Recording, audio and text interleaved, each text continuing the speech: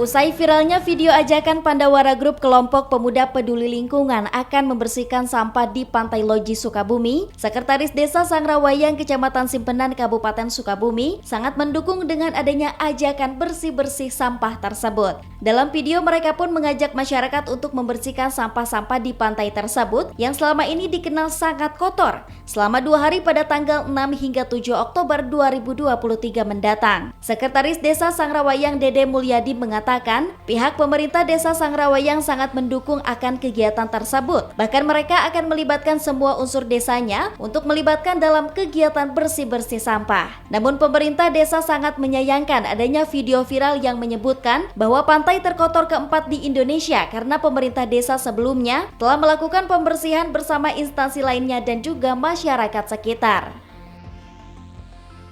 Nah, berkaitan dengan tersebut atau yang sempat viral juga yang sekarang lagi booming ya, yang masalah penolakan ya.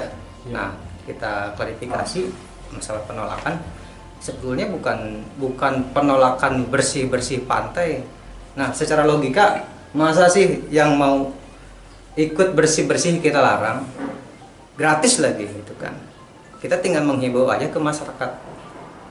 Kita kan punya masyarakat, punya masa, ayo kita bersih-bersih, dibantu dengan Pandawara tersebut gitu. Jadi tidak ada bahasa tolak menolak.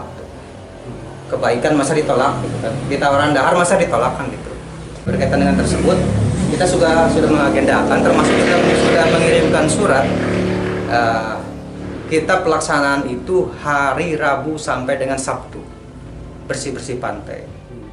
Bersih-bersih sampah ini sebelumnya telah dilakukan, namun pembersihan ini harus dalam waktu yang panjang karena tumpukan sampah sangatlah banyak. Dengan adanya kegiatan dari Pandawa Group juga disambut baik karena bisa membantu membersihkan sampah yang ada. Dari Kecamatan Simpenan Kabupaten Sukabumi, Indra Sopyan melaporkan.